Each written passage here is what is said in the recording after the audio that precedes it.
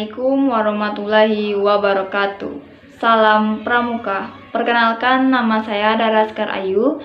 Di sini saya akan menjelaskan tentang Pramuka Indonesia dan dunia. Uji SKU poin ke-12. Sejarah Pramuka di dunia. Sejarah Pramuka di dunia pertama kali dimulai saat Baden Powell menuliskan pengalamannya dalam buku Scouting for Boys pada tahun 1908. Buku tersebut dibuat untuk panduan acara perkemahan yang dirintisnya pada tahun itu. Buku ini sangat laris bahkan di luar Inggris, sehingga mulai bermunculan organisasi-organisasi pramuka yang ditunjukkan kepada anak laki-laki saja. Pada tahun 1912, Baden Powell bersama adik perempuannya, Agnes Baden Powell, mendirikan organisasi pramuka untuk wanita. Pada tahun 1916, mulai berdirinya organisasi pramuka untuk siaga yang dinamai Anak Serigala. Dan pada tahun 1918 kemudian berdiri organisasi Rover Scout yang ditunjukkan untuk kelompok remaja berusia 17 tahun.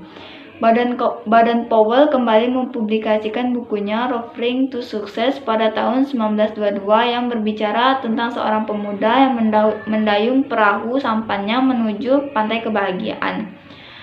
Tepatnya pada tanggal 30 Juli 8 Agustus 1920 di London, kegiatan Jambore Dunia pertama kali diadakan dan diikuti sebanyak 800 peserta dari 34 negara. Dalam kegiatan tersebut, pada akhirnya Baden Powell dinobatkan sebagai Bapak Pandu Sedunia.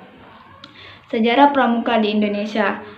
Sejarah Pramuka di Indonesia dikenal dengan 3 masa pramuka, yaitu Gerakan Pramuka pada masa penjajahan Belanda, Gerakan Pramuka pada masa penjajahan Jepang, Gerakan Indonesia setelah Indonesia merdeka.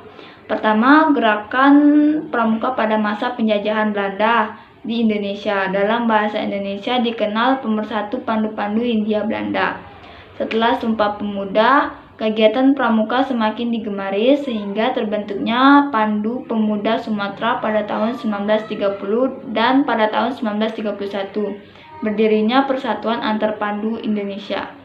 Kemudian tahun 1936 berubah nama menjadi Badan Pusat Persaudaraan Kepanduan Indonesia atau BPPKI. BPPKI melakukan kegiatan perkemahan kepanduan Indonesia OMOM. Perkemahan inilah yang menjadi cikal bakal pelaksanaan kegiatan Jambore hingga sekarang.